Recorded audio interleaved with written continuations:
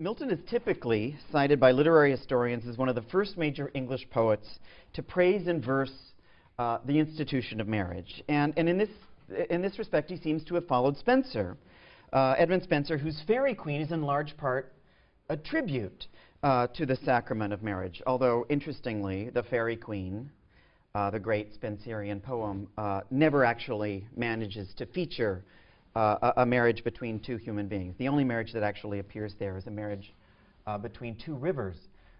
Nonetheless, the Faerie Queene can be said, however strangely, that it is the first great poetic celebration in English of the institution of marriage.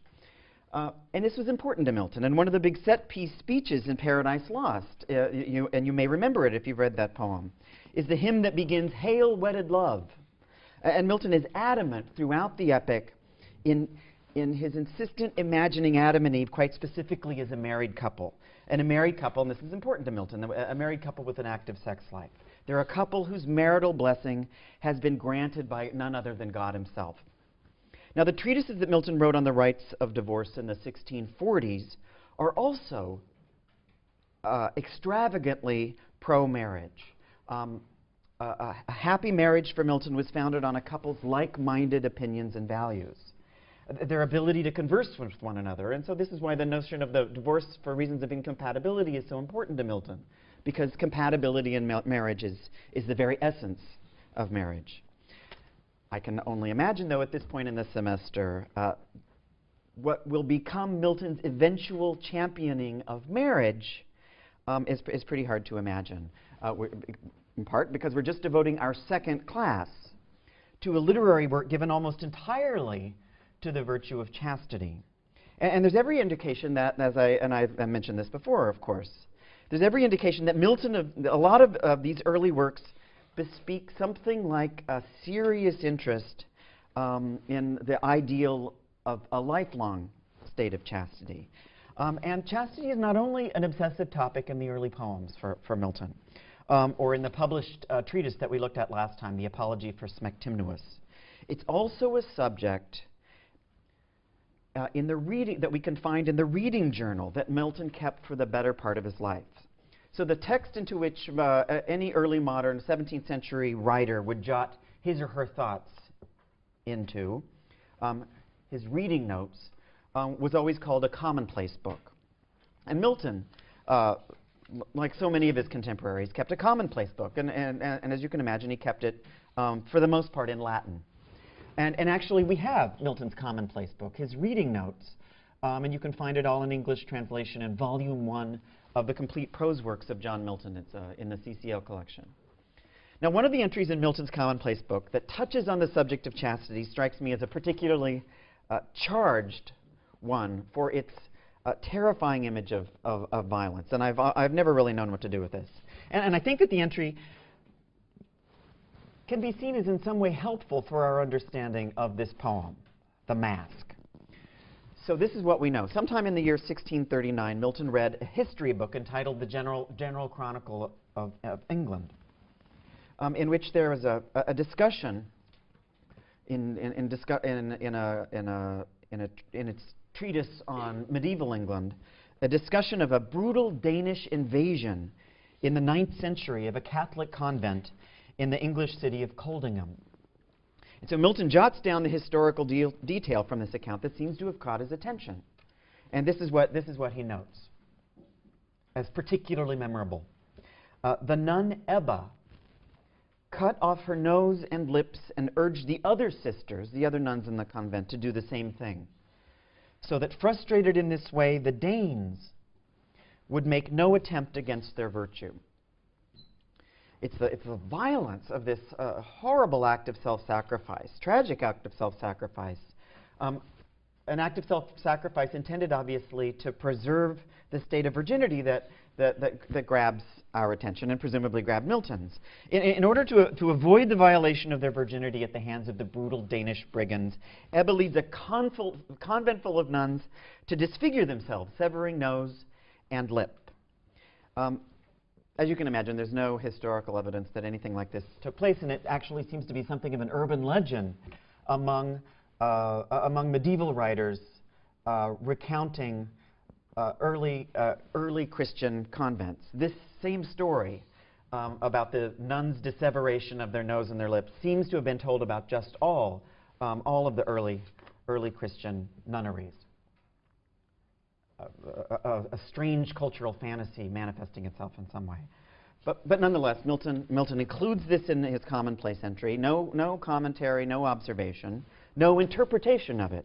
But I think we can make some estimation of its significance if we juxtapose it with Comus, since the Mask attempts to tackle in a much more expanded form so many of the same issues.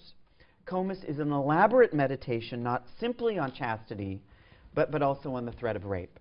And of course, as I mentioned last time, Comus himself suggests nothing more than wanting to get the lady to drink a sip from the charmed cup.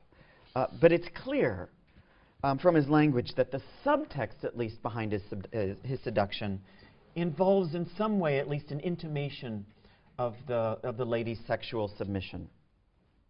The potential danger besetting the lady is certainly a subject of some concern for her dutiful brothers. You remember they're wandering around the forest without her, picking berries.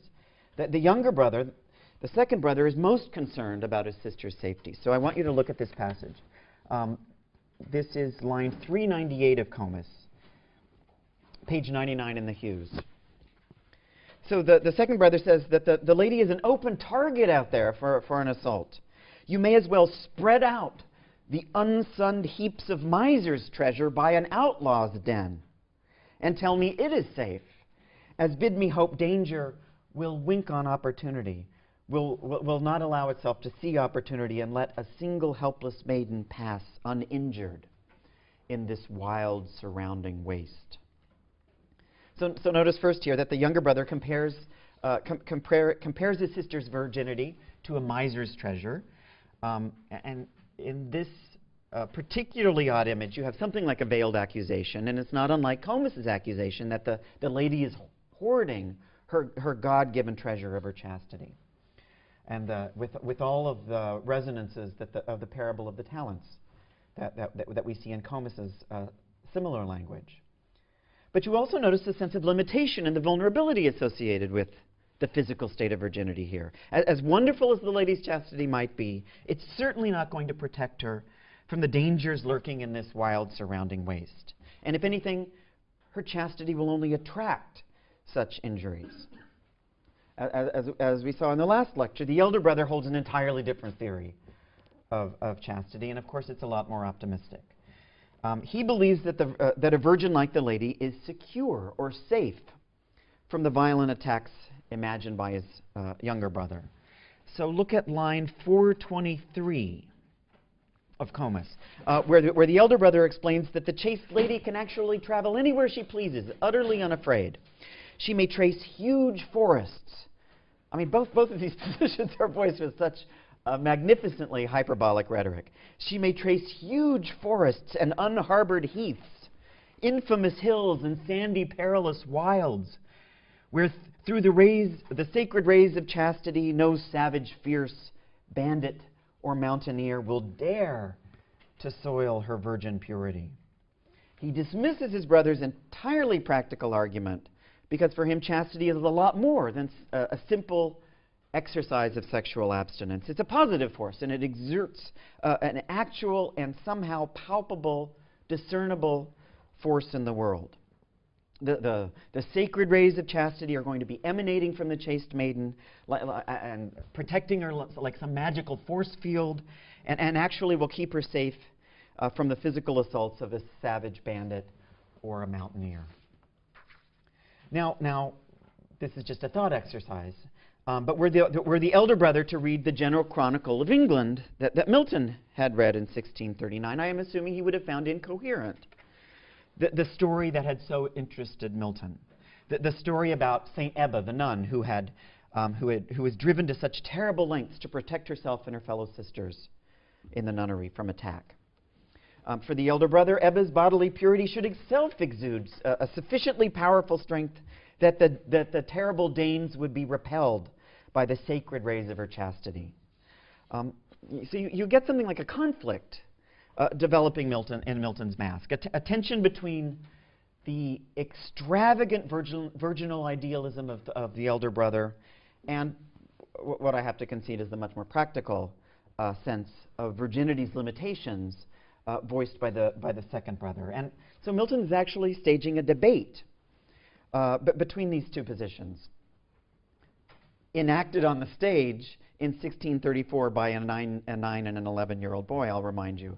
But the very presence in a theatrical piece of a long and weighty philosophical debate like this one could easily be seen as having a tedious effect. And Milton is taking a pretty great risk here. And so it's worth asking what's at stake, because this is such an odd thing to find. And so I want to consider a way in which this debate between these two brothers can be seen as related to other debates, other conflicts between competing aspects of Milton's own consciousness. That would be one perspective, and maybe more grandly between opposing factions in the culture of 17th century England at large. First, though, I need to say a couple of words about the word chastity, as I've been using it throughout the discussion so far of Comus, both today and Monday. Up to this point, and some of you may have felt this, I've been throwing the word chastity around a little promiscuously. And in throwing it around with this kind of looseness, I've been reproducing what I take to be a certain sloppiness in Milton's text. I've been speaking of chastity as if chastity and virginity were absolute synonyms, or always synonyms, just forever interchangeable. And this simply isn't true in the 17th century. Now, it goes without saying that we all know what virginity is. Virginity is that bodily state that predates an act of sexual intercourse. And therefore, at least for most of Milton's contemporaries, that is the bodily state that predates marriage. Chastity, however, was beginning to mean something new in the period. For a lot of Protestants in the early 17th century, the word chastity could also be used to refer to the state of what could be called married chastity. And married chastity was a type of bodily purity that could be extended, or in spiritual purity as well, that could be extended even into marriage.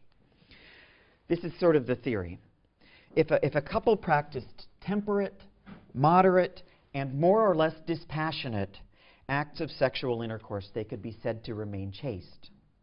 A married couple, of course.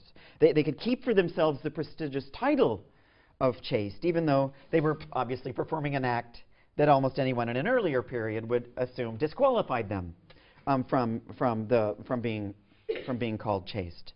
And so there opens up a kind of distinction between virginity, which is of course actual physical sexual abstinence, and chastity, which for some could actually include the moderate practice of sex within marriage. And it's one of the interesting and curious features of the Protestant Masque Comus that this is a distinction that's never really observed or acknowledged. Virginity and chastity seem to be used often and kind of awkwardly, I think, interchangeably. And the confusion between these two words is closely related, I propose, to some of the confusions and dilemmas confronted by the work as a whole. And I'll go so far as to say that some of the semantic difficulty here in our understanding of the word chastity has something to do with an indisputably awkward element of Comus's plot, and that's the fact that for so much of this masque, the lady is stuck to her seat. So I mentioned at the beginning of the lecture that Milton would go on to become the English language's premier poet of marriage. But it's important to note that the celebration of marriage is not at all an obvious thing for an English poet in Milton's time to be attempting to strive toward. And in fact, it's just at this point in early modern England that marriage is beginning to assert itself as a cultural ideal, a religiously inflected cultural ideal. Throughout the Renaissance, throughout the 16th century, the popular ideas about marriage and celibacy were still firmly tied to the values of the Roman Catholic Church. Well after the actual Reformation. The Roman doctrine, of course, had prized the state of celibacy, insisting that it was the superior state over marriage. Now, it's true that, and this has always been the case, that a proper marriage was obviously always one of the Church's sacraments, and marriage obviously had always received the Church's blessing. But nonetheless, the higher ideal was still seen to be celibacy, and it was the ideal embraced by priests and nuns, and it was the ideal to which all Christians, theoretically at least, were in a position to aspire to. It's in the period that Milton is writing in. It's in the period in which Milton is writing that the tide is beginning to turn. And so the Protestant Reformation, and especially the rising energies of Puritanism in the early 17th century, are beginning to do a lot to change this state of affairs. And so over the course of the century, you can see a gradual, as if something like this could actually be charted. Nonetheless, I think it's safe to say, you see a gradual decline in the cultural idealization of virginity and a corresponding increase in the valuation of marriage and this new form of chastity that we can think of as married chastity. It's a transition in the valuation of marriage that is not at all an easy one, however. There are debates, there are disagreements even among Puritans about which state, virginity or married chastity, is the superior one in the eyes of God. And it's in light of this ongoing cultural tension in the period that I think we can understand some of the strange confusions concerning chastity that we find in the poem that we're looking at. Now, one of the moments in which this tension between virginity and chastity seems to be most pronounced is in the encounter between Comus and the lady that we looked at in the last class. Comus attempts to seduce the lady, you'll remember, with something like an economic theory of natural beauty. For Comus, nature has given us all of her riches, and it's our duty, it's our obligation to spend them, to consume them and to luxuriate in nature's generosity. You could think of this, and this has actually been described by critics as something like an aristocratic theory of natural expenditure, because Comus imagines in this fantasy rhetorical world of his something like an almost endless supply of natural wealth. Nature's wealth can continually and forever be spent and expended. Now, the lady responds to Comus's, what we can think of as his aristocratic debauchery, with an economic theory of her own, and we haven't looked at that yet. So this is line 768 of Comus, and in the Hughes edition it's on page 108. This is the lady's retort. She explains that nature, of course, wants us to live according to her sober laws and holy dictate of spare temperance. And in this description of the moderate and temperate enjoyment of nature, the lady is giving us something like a Puritan economic theory. And so this is her argument, line 768. If every just man that now pines with want had but a moderate and beseeming share of that which lewdly pampered luxury now heaps upon some few with vast excess, nature's full blessings would be well dispensed in unsuperfluous even proportion. I think it's sometimes hard to remember in reading a speech like this that the lady is actually talking about chastity. Her argument sounds, and some of you may recognize this argument, it sounds so distinctly like a political argument, an argument from political economy. And it actually, it's been shown, seems to foreshadow the political philosophy of Milton's much younger contemporary, John Locke. The notion that nature demands that every human individual has just enough, is given just enough to be self-sufficient. But when you remember that the subject at hand is actually in some way sex, then you can begin to associate the lady's image of this moderate consumption of natural wealth with some version of, if this makes sense, some version of an act of sexual consummation. The ladies call for a tempered, a moderate distribution and consumption of natural goods seems to point us towards something like a particular attitude toward sex. And if this is sex she's seeming to refer to, it's clearly not virginity that's at stake. This isn't sexual abstinence that the lady's pointing to. With her vision of the moderate and temperate enjoyment of nature's beauty, the lady is sketching this new 17th century ideal of married chastity. The ideal of the temperate, moderate indulgence in sexual pleasure, of course, within the sanctified confines of marriage. And this makes sense. We have to assume that the lady is resisting Comus's advances because she has before her the higher ideal of married chastity. One day she will become a wife herself, and it's in her husband that she will eventually invest the talent of her bodily wealth, to use the metaphor that we get from Matthew 25. It's a perfectly reasonable sentiment to include in an example of the particular genre that Milton is writing this masque in. That the form of this masque is that of the romance. It's a literary genre that dates back to classical Greece, late classical Greece, and which typically charts the trials and tribulations of a hero. In many cases, the trials and tribulations of a virginal heroine. The romance heroine is often threatened with rape, but by her cleverness or by good luck or concatenation of forces, she can always, invariably, avert that tragedy, and by the end of the work, she can present herself to her future husband as a virgin.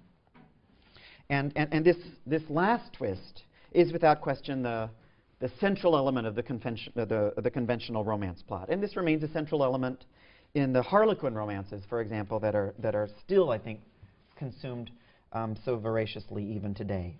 After her brush with danger, after her brush with sexual peril, the romance heroine always gets married in the end. The story has to end that way. And her marriage is invariably seen as her reward for all the trouble she's been through. Now, given this, the romance frame of Milton's Comus, we're not surprised, actually, to see, even though we don't see at the end her actually getting married, we're not surprised to see the lady in this speech embracing a form of chastity that promises something like an eventual turn to marriage. This makes sense. And it's with this hint at the state of married chastity, this seems like a healthy perspective. It's with this hint that the lady ended her speech at the only 17th century performance at Comus, which, as you know, took place at Ludlow Castle in 1634 on Michaelmas night. And at this original performance of the masque, the lady's speech, read by the Lady Alice Edgerton, age 15, ended at line 779 in your text. And I think after hearing the lady end her speech at line 779, that the audience could reasonably expect that the lady would someday get married. But you can see from the text that you have in your Hughes editions, or any edition, any printed edition now, the speech continues in the version of the masque that we have. While Milton wrote most of the masque in 1634, he published it in 1637. And it's at this point, 3 years later, that he seems to have inserted into the lady's speech, and also elsewhere in the poem, for this certain lines for the published version. So the lady's speech in the printed version continues at line 779, and this is what the lady asks. How can you not love this? Shall I go on, or have I said enough? Clearly, Milton is in some way wonderfully speaking through the lady here. But then we get the lady again. Shall I go on, or have I said enough? To him that dares arm his profane tongue with contemptuous words against the sun-clad power of chastity, fain would I something say, yet to what end? Thou hast nor ear nor soul to apprehend the sublime notion and high mystery that must be uttered to unfold the sage and serious doctrine of virginity. She's speaking reluctantly here. She'd love to tell Comus something about chastity, but he has neither ear nor soul to apprehend the sublime notion and high mystery. And the speech is proceeding rather smoothly, and I think kind of explicably, as the lady defends the sun-clad power of chastity. But look at the end of the passage that I've just read, a few lines down. The doctrine that the lady wishes to advance suddenly seems so absolutely not to be a doctrine of married chastity. it's the sage and serious doctrine of virginity that concludes the speech. It's clear that something's happened between 1634 and 1637. Milton's lady doesn't proceed, as we expect her to marshal further arguments for the moderate fulfillment of one's conjugal obligations. There's no more talk of temperate sex or the virtuous moderation that's so important to the ideal of married chastity. And the lady begins to speak instead of the unyielding virtue of sexual abstinence that's absolutely central to an entirely different kind of doctrine, the doctrine of virginity. So we have to ask this question: what's happened? The lady has claimed that she's hesitant to say anything at this point to Comus. How could such a debauched character possibly understand the mysterious truths about chastity?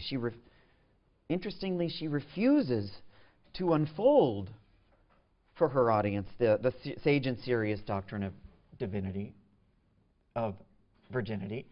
But she does anticipate what that doctrine of virginity would look like if she were to unfold it. She explains to Comus what would happen should she actually choose to break her silence, should she actually choose to unleash all of the rhetorical powers that she has pent up inside of her. And in some important way, I think the lady can be seen as being in the same position that Milton had been representing himself in so many of the early poems. He was continually imagining himself to be someone on the verge of saying something spectacular, but he wasn't quite there yet. But the lady continues. Look at line 792. Thou art not fit to hear thyself convinced. Yet should I try, and she means yet should I try voice the doctrine of virginity.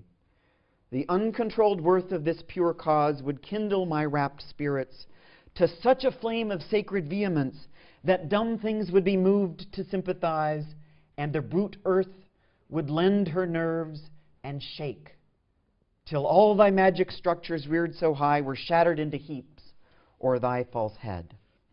She's making as strong a claim as it's possible to make for her potential for rhetorical power.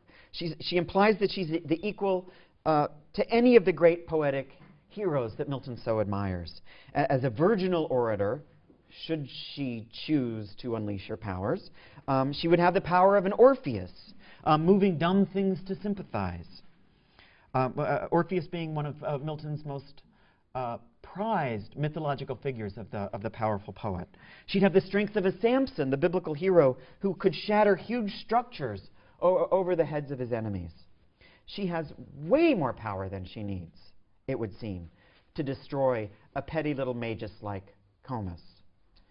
The power that the lady claims for herself as a virgin is titanic. And it allows us to understand, I think, why she has slipped from her discussion of married chastity to this new discussion of what seems to be, or what she claims is virginity. The lapse makes a certain kind of sense, I think, because it's virginity and not married chastity that the lady imagines will allow her to demonstrate such a remarkable show of rhetorical strength. It's almost apocalyptic in its force. It promises something like the power of God as he brings the shattering close of the entire Christian narrative to an end at the last judgment and beyond. And one of the cultural phenomena fueling, I think, this rhetorical burst of the ladies is the prevalent 17th century anticipation of the end of the world, the millennium, all of these apocalyptic beliefs that were swirling around almost all of the sectarian religious figures in the 17th century. So given all of these cultural resonances, there's a lot riding on the lady's claim for her rhetorical powers here. And you can understand that initial hesitation when she asks, shall I go on, or have I said enough? She's probably said way more than enough in her testimony to the potentially apocalyptic power of her virginal speech. She's making extraordinary claims for virginal oratory, and it has all of the power of prophecy that Milton had been associating with the biblical prophets. But as I've mentioned before, she doesn't deliver this anticipated speech. And so virginity's power remains untested. We can't know just what force virginity would exude. And so the speech leaves us where we began, in a state of uncertainty concerning the ultimate strength of this virtue of sexual abstinence. It leaves us where we began, asking what, finally? What is virginity good for? We're reproducing the problem that the two brothers were rehearsing in their debate. So the lady in the 1637 version of this poem, of this masque, is at an impasse. She's stuck between competing ideals of bodily purity, just as surely and as firmly as she is stuck to her seat. And this is a kind of literary, meta-literary allegorization that I'll be performing here. But you could also think of Milton, the poet, as being stuck at this same juncture. He's stuck between two meanings of chastity. Chastity as absolute virginity, and chastity as the moderate and beseeming sexuality sanctioned within marriage. And he's also stuck between two models of speech, with which we have become quite familiar by this point. On the one hand, he wants to wait before he talks. He wants to keep anticipating producing the great speech, which is exactly what the lady has been doing. But on the other hand, Milton is possessed of a competing desire to speak, and to speak now, to publish, to succeed, to consummate his talents. And it's as if Milton were paralyzed almost at this moment in his choice between these various alternatives. Now we know that the lady doesn't end the masques happily.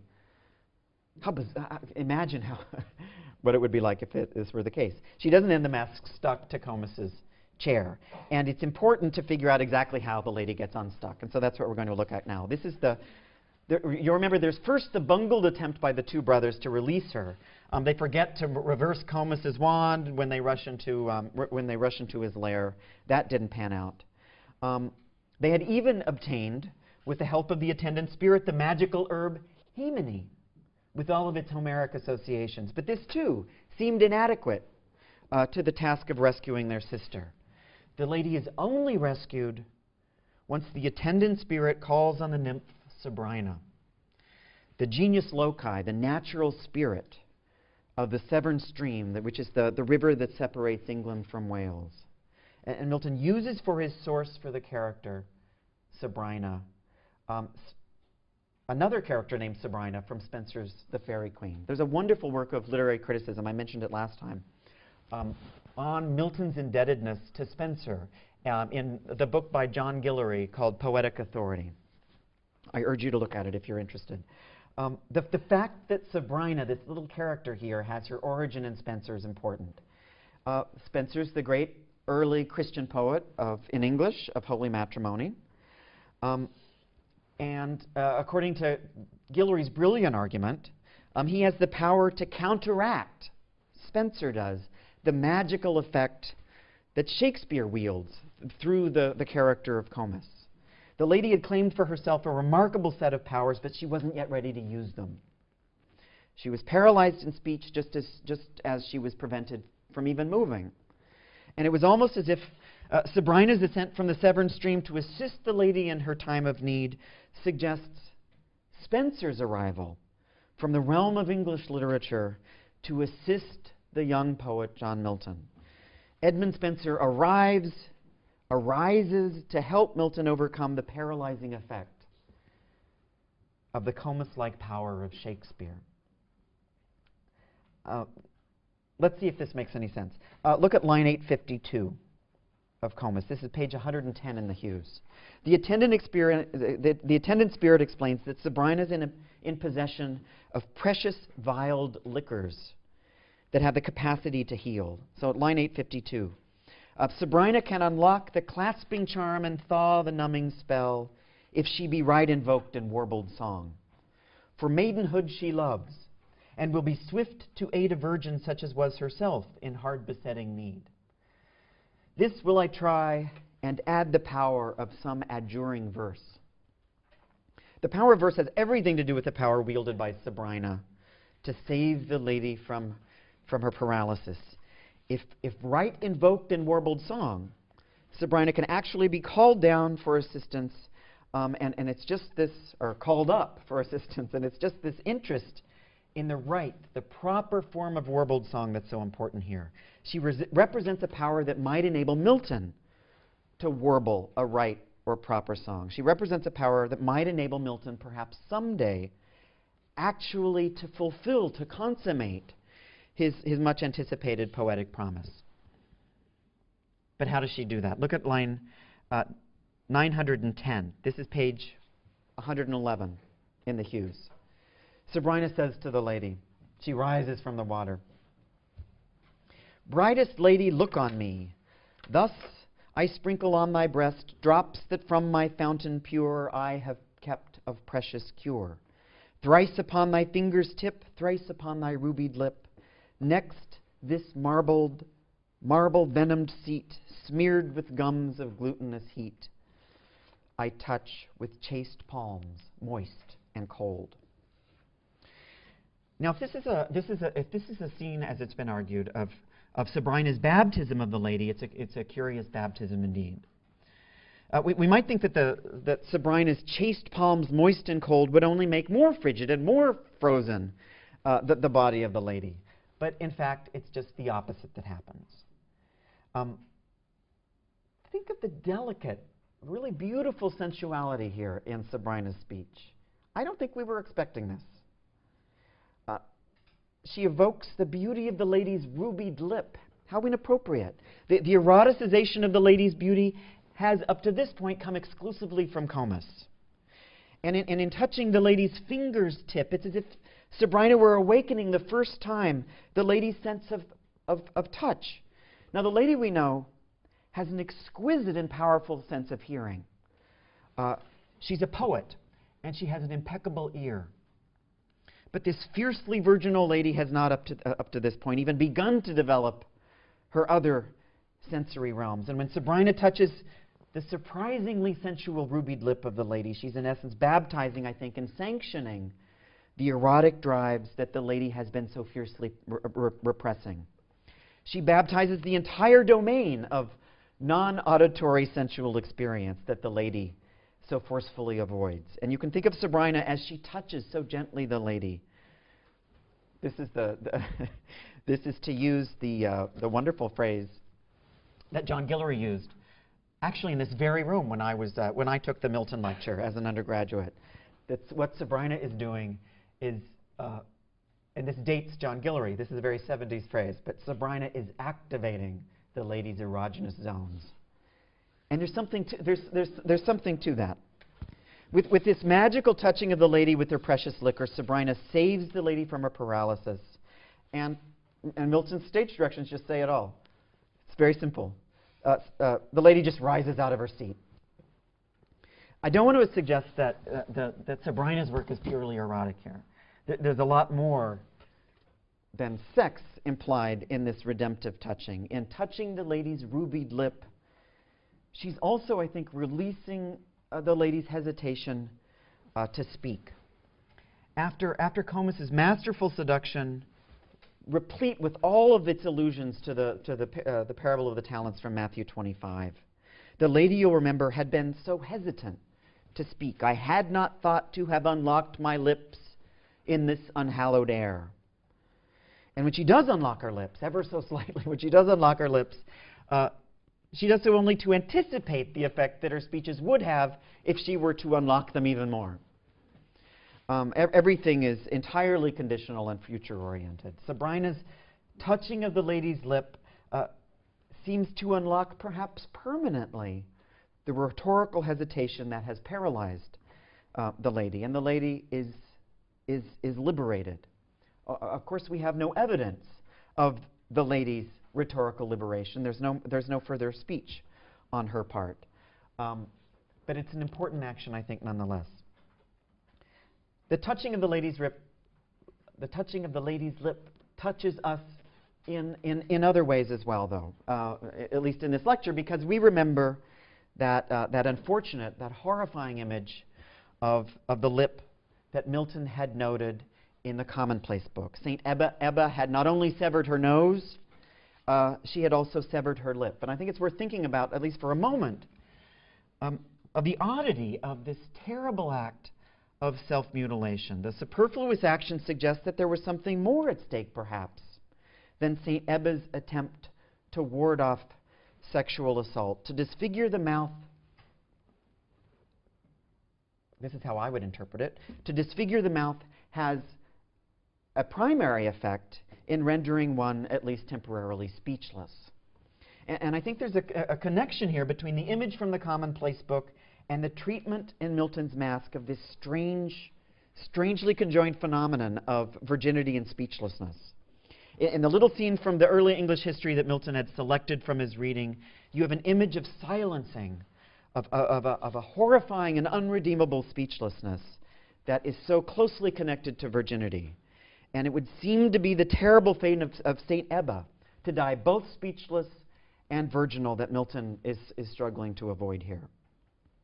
So, yeah, Comus is a celebration of virginity, and it might even be a celebration of Milton's endlessly anticipatory the mood of imaging himself as a great poet. But these virtues, however great, I think, are also associated in the Masque with the lady's petrifaction, her fixation on the seat that Comus has fashioned for her. And it's one of the duties of the Masque's plot to get the lady out of her seat. And you can see in the song that the Sabrina sings something of the mechanism, perhaps, by which this transition is effected.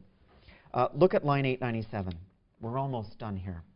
Sabrina rises from the water and appears gradually on the land, making a transition a lot like the one the lady will eventually have to make. She sings, Sabrina sings, "Whilst from off the water's fleet, thus I set my printless feet, o'er the cowslip's velvet head, that bends not as I tread." Now her feet are, of course, printless because she's airy and ethereal, and she leaves no tread on the cowslips or the flowers. But this is an odd phrase, you'll concede, printless feet. And its oddness is important. Feet, of course, has a lot of meanings. And Milton's poetic feet, the material of the verse written in 6 and 8 and 10 syllables in this poem, are also in 1634 printless. They're unpublished. And when Comus is first performed, Milton's poetry hasn't yet been printed. But it's almost as if Sabrina seems to have died printless or unpublished so that Milton wouldn't have to. It's a sacrifice on our poet's behalf. That would be one literarily allegorical way to think of it.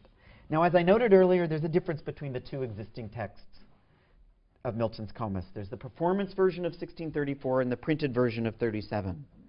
And the additions to the text that Milton is making for the published version reflect, I think, his sense that he, like the lady, is in the process of making an important transition. He is no longer wants to be an infans, a poetic virgin, a speechless poet. There's also another transition that he's making. And this involves the subject of virginity, not as speechlessness, but as actual abstinence. The final, and I'll just point you quickly to this passage. Look at line 1003. It's on page 113 in the Hughes. After we have the lady wandering through the forest, she joins her father with her brothers. And we get this. But far above in spangled sheen, celestial Cupid, her famed son advanced, holds his dear Psyche sweet entranced, after her wandering labors long, till free consent the gods among make her his eternal bride. You can see an image here of Cupid's eventual marriage to Psyche as a pointed reference to the likelihood that the lady, too, will become someone's eternal bride. In 1634, in the first version, we didn't have this anticipation of the lady's future marriage. This passage didn't exist. The lady remained much more fixed in her idealization of virginity and a lot more silent in her responses to Comus. But it's almost as if the prospect of publishing this masque seems to have induced in Milton an interest in trying to move beyond the idealization of virginity. beyond simply the anticipation of future power. And you're getting to see something like an intimation of John Milton, the published poet, a poet whose energies are going to be directed toward making his poems public. The poet of anticipation is beginning to think of himself as the poet of achievement. And the poet of the radical power of virginity is beginning to redirect a lot of his interests to the radical power of married sexuality. Now, it won't be another 4 or 5 years after the publication of Comus that Milton will himself actually be married. But the transition from virginity to married chastity charted in this poem that we've been looking at nonetheless reflects a marked interest in the nature not only of Milton's personal life, but in the nature of his literary interests. He's beginning to put aside all of those literary anxieties induced by his reading of Shakespeare, and it's as if he's more and more willing to use as a kind of literary assistant or helper Spenser, the great poet of holy matrimony and married sexual bliss. And in the works that Milton is going to be publishing now with greater and greater frequency, it's this Spenserian ideal of marriage that will be the new and, believe me, the endlessly complex Miltonic subject. Now, for next time, we'll be reading Lycidas, which is about the death of a friend. And a death of a friend, in fact, who died a virgin, we have to assume. It's not about marriage, and marriage will still seem quite a ways off, I fear, when you read Lycidas. But we will be marking the transition to the poetry of marriage soon enough. Lycidas is probably the most difficult poem linguistically that we'll be reading all semester. It repays innumerable readings and rereadings. So I urge you to read it 75 times, let's say, before you come to class on Monday. Thank you.